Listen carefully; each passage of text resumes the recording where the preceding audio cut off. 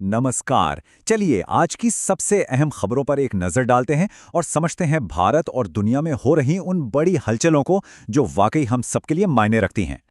तो सवाल ये है कि भारत एक ही वक्त में अपनी खाने पीने की ज़रूरतें, सरहद पर तनाव और साइंस को आम लोगों तक पहुंचाने की चुनौती, इन सब को एक साथ कैसे संभाल रहा है। चलिए इसी को समझते हैं एक एक करके। तो सबसे पहले बात करते हैं सरकार की एक बहुत ही बड़ी योजना की। एक ऐसा मिशन जो देश में खेती और खास तौर पर दालों के उत्पादन की पूरी तस्वीर बदलने का दम रखता है। अच्छा, ये मिशन कितना बड़ा है इसका अंदाजा आप सीधे सीधे इसके बजट से लगा सकते हैं। पूरे 11,440 करोड़ रुपए अगले 6 सालों के लिए। ये सिर्फ एक रकम नहीं है, ये दिखाता है कि सरकार इस मामले को लेकर कितनी सीरियस है। यहाँ एक बड़ी दिलचस्प बात है, हम दुनिया में दालें उगाते भी सबसे ज्यादा हैं और खाते भी सबसे ज्यादा हैं। नतीजा, हमें हर साल बड़ी मात्रा में दालें बाहर से मंगवानी पड़ती हैं। और बस इसी कहानी को बदलने का लक्ष्य है इस मिशन का, इंपोर्ट पर निर्भरता को पूरी तरह से खत्म करना। और ये जो टारगेट है ना, ये छोटा मोटा नहीं है। सोचिए, अभी हम लगभग 242 लाख टन दालें उगाते हैं और लक्ष्य है इसे बढ़ाकर 350 लाख टन तक ले जाने का, वो भी सिर्फ अगले 6 सालों में। ये एक जबरदस्त छलांग होगी। तो सवाल ये है कि ये होगा कैसे? भाई, इसके लिए एक पूरा रोड मैप तैयार है। किसानों को बेहतर क्वालिटी के बीज दिए जाएंगे, मुफ्त में सीड किट्स बांटी जाएंगी, सरकार एमएसपी पर 100% फसल खरीदने की गारंटी देगी और फसल कटने के बाद उसकी प्रोसेसिंग के लिए यूनिट्स भी बनाई जाएंगी। मतलब हर स्तर पर सपोर्ट। तो ये तो हुई खाने पीने की बात। अब जरा देश की सीमाओं पर चलते हैं और एक ऐसे विवाद पर नजर डालते हैं जो भारत और पाकिस्तान के बीच सालों से सुलग रहा है। ये पूरा मामला जुड़ा है सर क्रीक से। ये है क्या? असल में ये गुजरात और पाकिस्तान के सिंध प्रांत के बीच 96 किलोमीटर लंबी पानी की एक दलदली पट्टी है और दशकों से ये दोनों देशों के बीच तनाव की एक बड़ी वजह रही है। हाल में मामला फिर से गर्मा गया है। वहां पर पाकिस्तान की तरफ से कुछ सैन्य गतिविधियां बढ़ी हैं, जिसके जवाब में भारत के रक्षा मंत्री ने साफ साफ और सख्त लहजे में चेतावनी दी है कि भारत चुप नहीं बैठेगा। तो झगड़े की जड़ क्या है? देखिए, भारत का कहना है कि इंटरनेशनल नियम के हिसाब से बॉर्डर पानी के बीच से जाना चाहिए, लेकिन पाकिस्तान कहता है नहीं, बॉर्डर पूर्वी किनारे पर होगा, जिससे पूरा का पूरा क्रीक उनके हिस्से में आ जाए। और इसी बात पर मामला अटका हुआ है।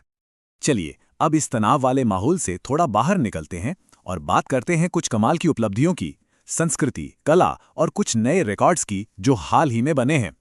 ये आंकड़ा देखिए जरा, $500 अरब।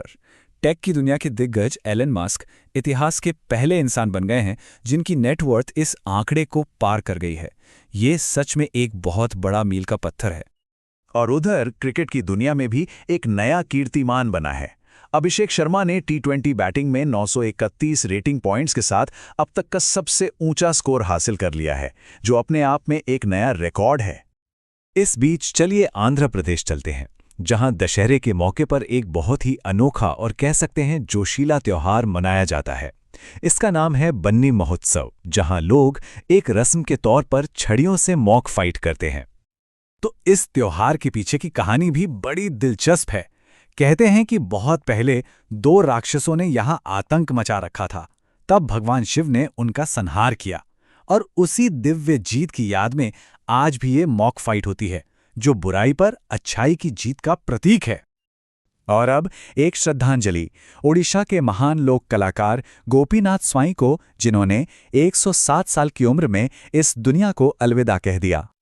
सोचिए, एक पूरी सदी उन्होंने अपनी पूरी जिंदगी कृष्ण लीला की इस खूबसूरत कला को जिंदा रखने और सिखाने में लगा दी, और इसी समर्पण के लिए उन्हें पिछले साल ही देश के सबसे बड़े सम्मानों में से एक पद्मश्री से नवाजा गया था। तो प्राचीन परंपराओं से अब सीधे चलते हैं भविष्य की टेक्नोलॉजी की तरफ। बात करते हैं एक नए एआई टूल की, जिसे विज्ञान और आम इंसान के बीच की खाई को पाटने के लिए डिजाइन किया गया है। अब देखिए, एक बहुत बड़ी मुश्किल हमेशा से रही है ना, कि जो बड़ी बड़ी साइंटिफिक रिसर्च होती हैं, उनकी मुश्किल भाषा आम लोगों को कैसे समझाई जाए। और बस इसी मुश्किल को आसान करने के लिए आया है सरल टूल। इसका काम बड़ा सीधा है। ये भारी भरकम रिसर्च पेपर्स को लेता है, उसकी मुश्किल भाषा को आसान बनाता है और फिर उससे वीडियो, पॉडकास्ट, यहां तक कि पोस्टर तक तैयार कर देता है, ताकि कोई भी उसे आसानी से समझ सके। और चलिए अब आखिर में बात करते हैं हमारे पर्यावरण और वन्य जीवों की। जैसा कि हर साल होता है, इस साल भी 2 से 8 अक्टूबर तक राष्ट्रीय वन्यजीव सप्ताह मनाया जा रहा है। वैसे भारत में वाइल्ड लाइफ को बचाने की कोशिशें कोई नई नहीं हैं। इसकी शुरुआत 1957 में पहले वाइल्ड लाइफ वीक से हुई थी, जिसके बाद वाइल्ड लाइफ प्रोटेक्शन एक्ट और प्रोजेक्ट टाइगर जैसे बड़े बड़े कदम उठाए गए और अब हम 71वां वन्यजीव सप्ताह मना रहे हैं। और इस साल की जो थीम है वो बहुत कुछ कहती है, मानव पशु सह अस्तित्व, मतलब इंसान और जानवरों का एक साथ रहना। ये एक बहुत जरूरी सवाल है कि कैसे हम विकास और प्रकृति के बीच एक संतुलन बना सकते हैं।